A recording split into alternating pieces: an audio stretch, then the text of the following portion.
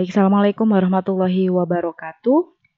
Kita lanjutkan lagi materi kuliah aplikasi komputer. Untuk hari ini saya akan menyampaikan mengenai materi alat penyimpanan atau storage.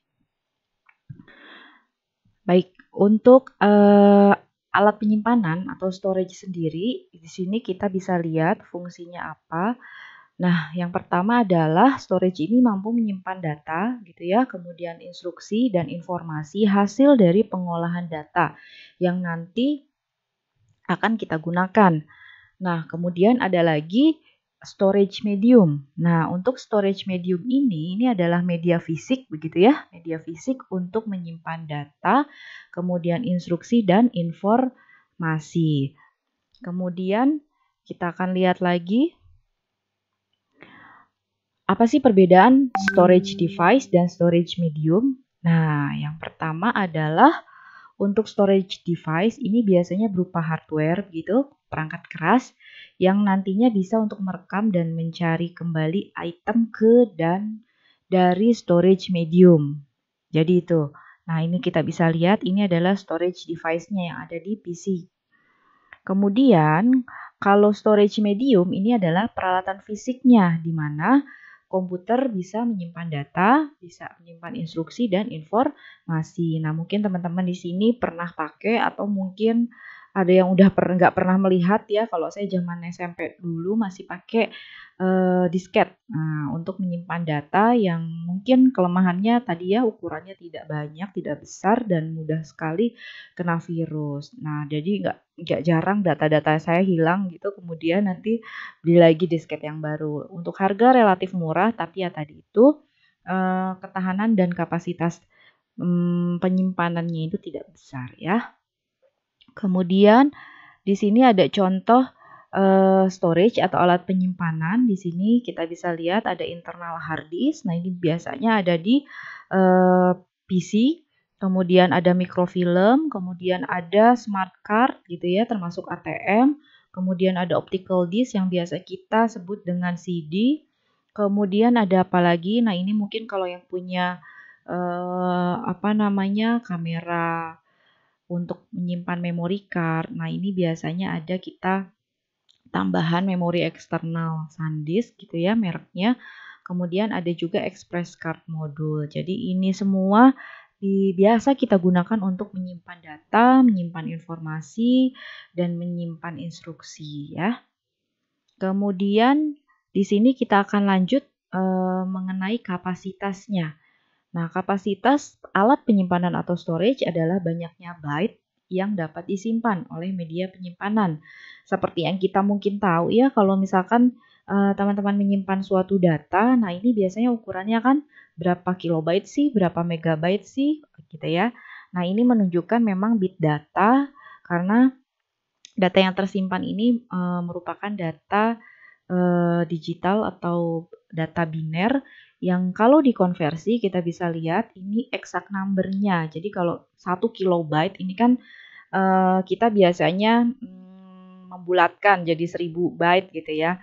Tapi sebenarnya untuk exact number-nya ini adalah 2 pangkat 10 atau 1024. Begitupun dengan 1 megabyte, 1 giga dan seterusnya. Ini 2 pangkat 20, 2 pangkat 30 dan seterusnya. Ini menandakan banyaknya data yang mampu ditampung di alat penyimpanan.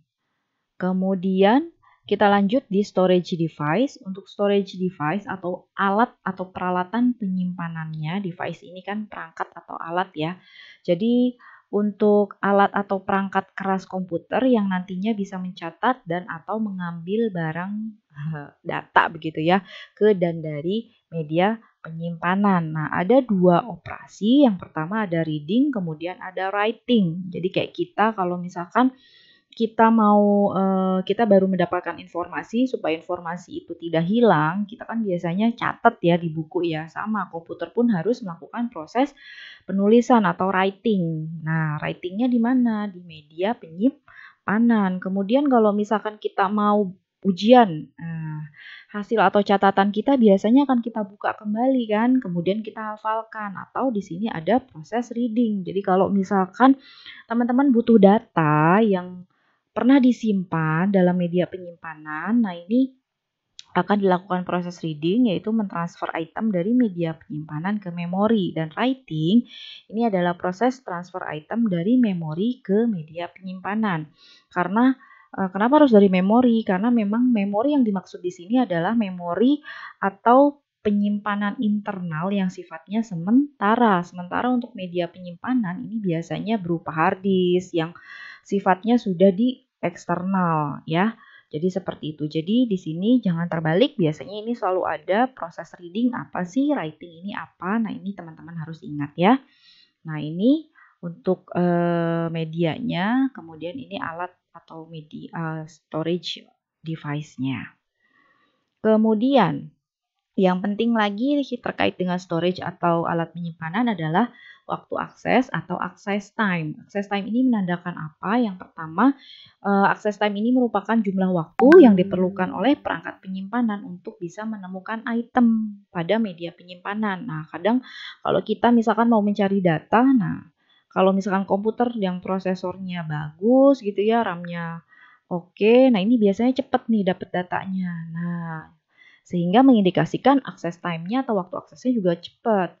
Nah, sementara untuk waktu akses ini didefinisikan sebagai waktu yang diperlukan untuk mengirimkan item dari memori ke prosesor. Kenapa ke prosesor? Prosesor itu ibaratnya otak gitu ya.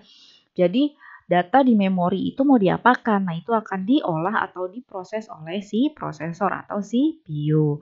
Nah, di sini kita bisa lihat ini ada bagan, ada inilah ya pokoknya ada beberapa jenis memori, apa namanya, storage medium di sini. Yang pertama ada RAM, mungkin sering pernah mendengar ya di sebelumnya, Random Access Memory. RAM ini kepanjangan dari Random Access Memory. Ini adalah memori yang sifatnya sementara begitu. Jadi kalau misalkan atau kita biasa menyebutnya dengan istilah volatil. Jadi kalau misalkan tidak ada daya listrik maka dia akan hilang gitu. Kemudian, nah ini posisi si RAM ini yang paling dekat dengan si prosesor. Kemudian di bagian yang lebih jauhnya ini ada hard disk. Ya, hard disk ini biasanya berupa penyimpanan yang nantinya kita bisa menyimpan ada sistem operasi, software aplikasi, karena memang untuk hard disk ini besarnya lumayan, kapasitasnya cukup besar, beda sama RAM. RAM ini kapasitasnya kecil, tapi dia kecepatan akses dan lain-lainnya ini sangat besar. Jadi di sini kita bisa lihat transfer rate atau kelajuan atau laju transfernya ini paling tinggi karena memang dia posisinya dekat si prosesor. Sementara untuk hard disk, nah hard disk ini kapasitasnya besar, tapi untuk transfer rate-nya atau laju transfer datanya ini di bawah RAM. Kemudian yang berikutnya ada memory card, USB flash drive. Nah, ini lebih jauh lagi dari hard disk, artinya di luar lingkungan si komputer. Kemudian ada lagi optical disk, ada lagi tape. Nah, kita bisa lihat semakin jauh dari si prosesor, ini laju transfer datanya semakin lambat. Tapi kapasitas memori yang mampu ditampung ini makin besar begitu. Jadi ada kelebihan dan kekurangannya gitu ya. Kemudian yang berikutnya kita akan bahas mengenai hard disk. Hard disk ini berisi satu atau lebih piringan gitu ya, makanya disebut dengan disk karena di sini hard disk ini bisa terdiri dari satu atau lebih piring bundar. Jadi dia mirip disk CD gitu ya, yang tidak fleksibel gitu ya. Tidak fleksibel ini artinya yang nggak bisa nggak bisa kapanpun kita cabut begitu ya. Beda dengan USB flash drive atau flash disk. Kalau flash disk kan kita bisa colok gitu ya. Kemudian kalau sudah mau tidak dipakai kita bisa cabut. Nah, untuk si hard disk ini kita tidak bisa seperti itu karena memang dia tersimpan di dalam sistem unit ya. Nah, apa saja yang disimpan gitu ya. Nah, dia mampu menyimpan data, instruksi, informasi. Nah, untuk hard disk ini dia menggunakan prinsip partikel magnetik atau elektromagnetik ya. Berikutnya ini gambaran harddisk atau piringan harddisk gitu ya. Bentuknya seperti ini. Di dalamnya ada bagian-bagiannya. Di sini kita bisa lihat ada istilah track. Nah, ini track ya, berupa lingkaran. Kemudian ada sektor, bagian terkecilnya lagi. Kalau dipotong-potong, ibarat kue dipotong-potong. Nah, sektor ini bagian terkecilnya. Kemudian ada cluster. Nah, kelompok dari si sektor, beberapa sektor. Nah, di sini terkait dengan karakteristik hard disk yang penting yaitu mengenai kapasitas. Platters ini adalah disknya, gitu ya, piringannya. Kemudian read or write head-nya. Nah, ini ibarat read or write ini ibarat pensil kalau kita mau menulis di buku.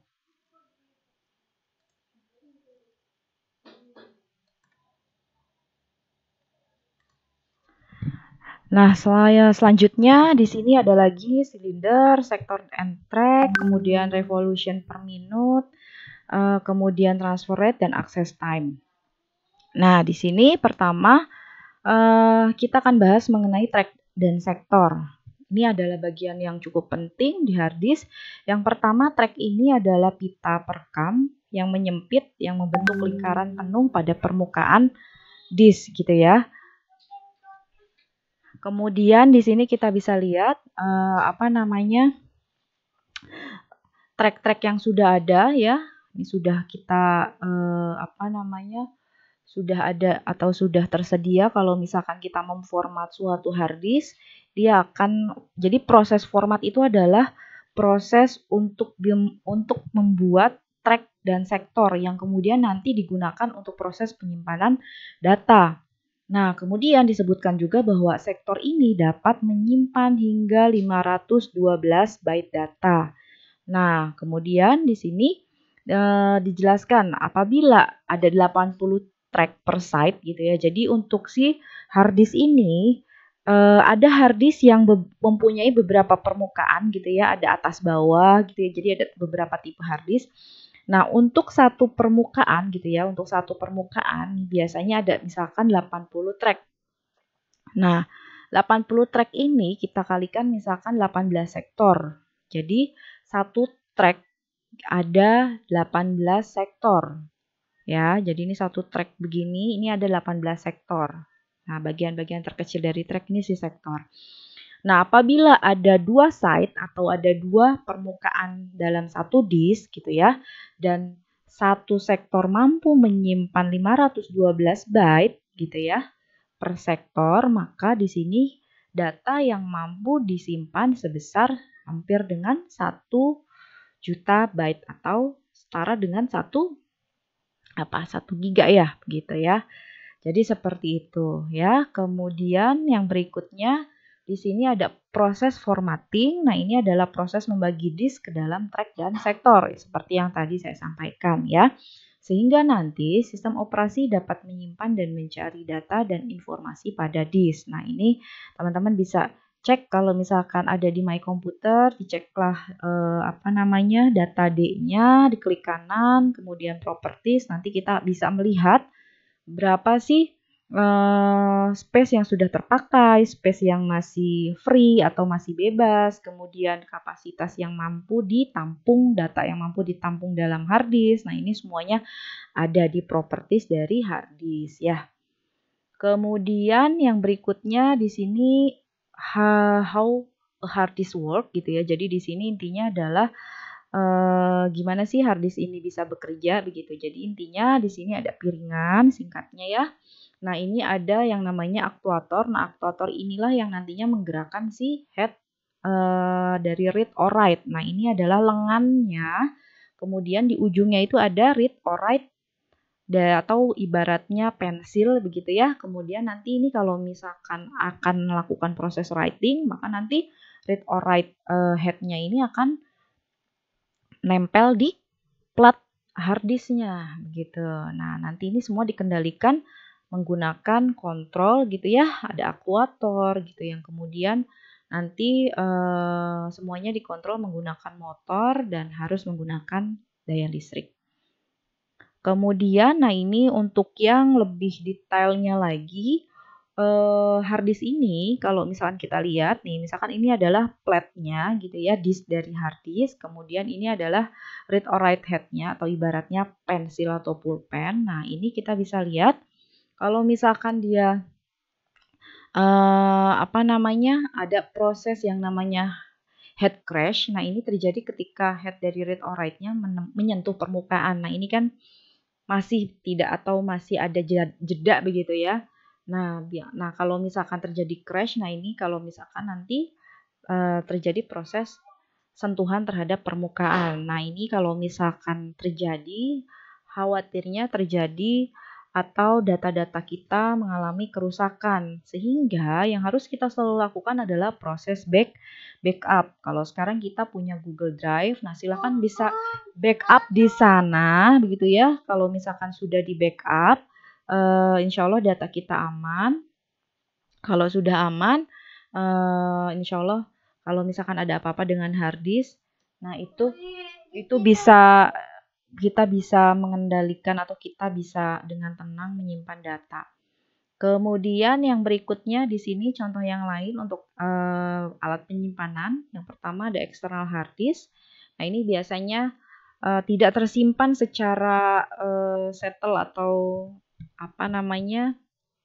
tidak tersimpan secara fix di dalam sistem unit gitu ya. Kita bisa menggunakan USB drive, USB port kita, kemudian kita bisa hubungkan dengan hard disk. Jadi kita punya external hard disk. Nah, kemudian ada lagi removable hard disk. Nah, ini biasanya bisa di-insert and di-remove from a drive atau ada internal and external hard disk. Ini ada juga yang ukurannya kecil sehingga kita bisa dengan mudah membawanya kemana-mana ya. Kemudian ada flash memory storage. Nah, ini flash memory ini adalah jenis media solid yang tidak mengandung bagian yang bergerak. Kemudian yang sekarang banyak sekali digunakan ini ada yang namanya SSD atau solid state drives. Solid state drives ini mempunyai beberapa kelebihan dibanding hard disk. Yang pertama, akses time-nya atau waktu aksesnya lebih cepat. Jadi kalau misalkan kita mau menyimpan data atau mengakses data, itu akan lebih cepat kita dapat atau kita selesaikan. Kemudian laju transfernya lebih cepat.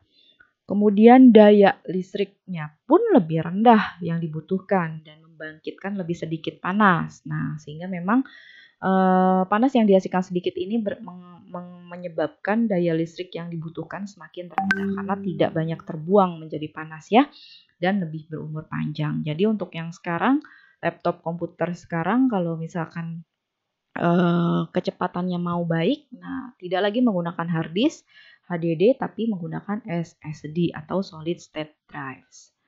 Ya, kemudian ini contohnya dari flash memory storage. Nanti teman-teman bisa baca dan cari.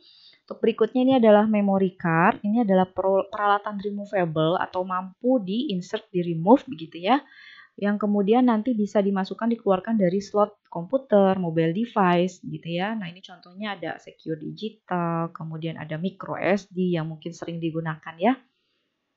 Berikutnya di sini ada contoh-contoh dari flash memory storage. Silahkan nanti teman-teman bisa baca ya. Dan bisa kegunaannya ini beda-beda dari tiap atau dari tipe masing-masing flash memory storage ini ya.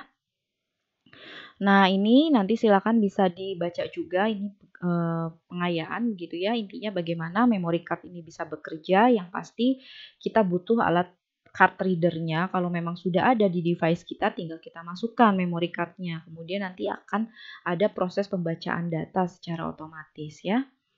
Kemudian USB flash drive. Nah, USB flash drive kalau dulu sangat membantu sekali begitu ya untuk proses transfer data karena selain kualitasnya bagus gitu ya, dia tidak cepat rusak, tidak cepat kena virus gitu ya, data relatif aman, kapasitasnya pun cukup besar. Nah, ini biasanya kita gunakan untuk di laptop atau di PC dan dihubungkan ke port USB, bisa ke PC, bisa ke laptop atau mobile device. Ini mohon maaf tidak bisa diakses ya. Kemudian ini ada contoh lagi express card module. Ini bisa berupa removable device gitu ya. Nah, berupa express card. Nah, ini biasanya digunakan di komputer notebook. Ini ada slotnya khusus ya, tinggal dimasukkan ya. Kemudian cloud storage. Nah, ini yang sekarang banyak sekali digunakan ya. Contohnya salah satunya adalah Google Drive. Nah, ini kelebihannya salah satunya tadi ya, kita bisa dengan mudah diakses dari mana saja asalkan ada internet gitu.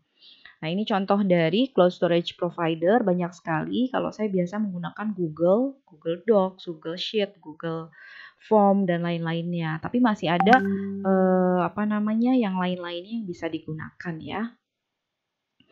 Kemudian di sini kenapa sih banyak user yang menggunakan cloud storage? Nah, di sini beberapa alasannya. Yang pertama, bisa diakses dari komputer manapun. Jadi kita tidak perlu membawa komputer yang kita punya. Kita bisa akses dari komputer atau device manapun. Kemudian file yang tersimpan ini bisa berukuran besar gitu ya, selama memang koneksi internetnya juga bagus. Kemudian bisa juga mengizinkan orang lain untuk mengakses file yang kita buat, jadi bisa diedit bersama. Kemudian bisa melihat foto, video, data, dan lain-lain dalam waktu yang segera gitu ya. Udah gitu sebagai backup data dan menyediakan fungsi pusat data. Yang berikutnya adalah optical disk. Nah, ini yang biasa kita sebut CD gitu ya, DVD gitu. Nah, untuk CD ada dua jenis, ada yang read only, ada yang read writable gitu ya. Rewrite ini berarti bisa ditulis ulang. Kalau CD R itu hanya sekali saja ditulis. Kalau RW rewritable jadi bisa ditulis berulang-ulang ya. Nah, untuk prinsip kerjanya ini mirip mungkin ya, ada sektor, ada track begitu ya, makanya bentuknya lingkaran. Jadi sebenarnya memang di dalamnya ini ada track-track atau jalur-jalur yang fungsinya adalah untuk penyimpanan data. Namanya optical disk karena apa? Karena dia mempunyai fungsi atau prinsipnya adalah cakram optik yang nantinya bisa menyimpan data gitu ya, informasi dan lain-lainnya dalam jalur tunggal. Nah, ini seperti ini ya, jalurnya melingkar seperti ini. Kemudian track ini terbagi dalam sektor-sektor yang berukuran merata ya. Kemudian caranya untuk merawat optical disk gimana gitu ya. Yang pasti kita tidak bisa sembarangan gitu ya. Misalkan disimpan dekat sinar matahari. Kemudian dekat apalagi nih? Dekat rokok gitu ya atau dekat makanan. Nah, kemudian hati-hati juga pada saat kita memegang di bagian yang terangnya gitu ya. Jangan sampai tergesek atau apapun yang khawatirnya menyebabkan data yang tersimpan di optical disk atau di CD itu akan hilang ya. Kemudian ini contoh optical disk, ada beberapa jenis CD-ROM. Nah, CD-ROM ini biasanya hanya bisa dibaca, tidak bisa ditulis. Kemudian CD-R ini bisa ditulis, tapi hanya satu kali. Sedangkan RW ini rewritable, bisa dihapus dan bisa ditulis beberapa kali ya. Kemudian ada DVD, untuk DVD ini kapasitasnya lebih besar ya. Kemudian ada DVD RW, ada Blu-ray disc. Nah, ini biasanya kapasitasnya bayangkan bisa sampai dengan 100 GB. Nah, ini ada tabel mengenai kemampuan dari beberapa jenis dari optical disk. Nanti yang dikasih tanda silang berarti CD-ROM ini hanya mampu dibaca, tidak ada atau tidak mampu ditulis atau dihapus. Ini ukurannya begitu ya. Kemudian CD-R ini bisa ditulis ya, dibaca gitu, tapi tidak bisa dihapus. Nah, kalau RW bisa dihapus, kemudian setelah dihapus ditulis kembali begitu kira-kira ya. Kemudian untuk tipe storage lainnya ada tape. Nah, ini tape yang mungkin yang pita gitu ya, kaset yang zaman dulu ya. Kemudian magnetic stripe card, smart card biasanya berupa ATM. Kemudian ada enterprise storage, ada mikrofilm yang biasa digunakan untuk menyimpan film-film yang akan diputar di bioskop salah satunya ya. Nah, ini tape-nya zaman dulu banget gitu ya. Nah, prinsip magnetis yang digunakan biasanya menggunakan tape drive untuk bisa membaca dan menulis data.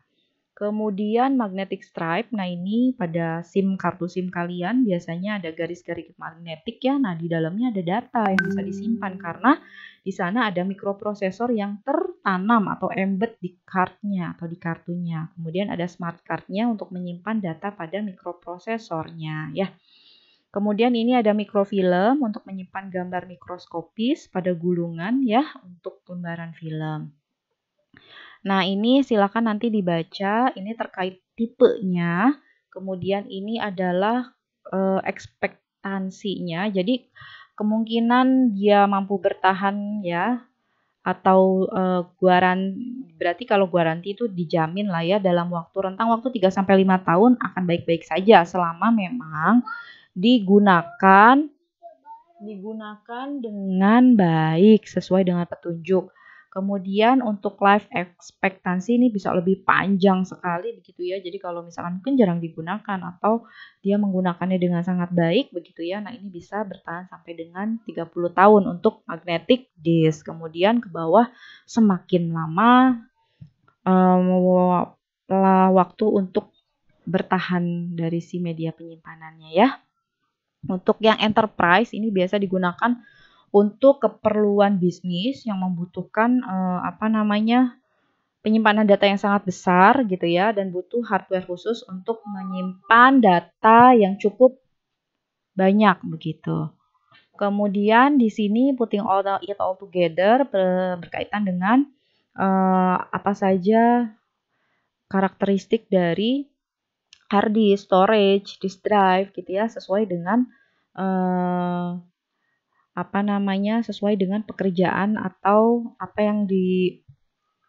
yang mau dikerjakan gitu ya. Jadi intinya home users mau office, mobile ini mempunyai keperluan yang berbeda. Jadi kalian bisa sesuaikan dengan keperluan kalian, jangan terlalu berlebihan begitu ya, karena kalaupun berlebihan itu tidak akan terpakai gitu ya.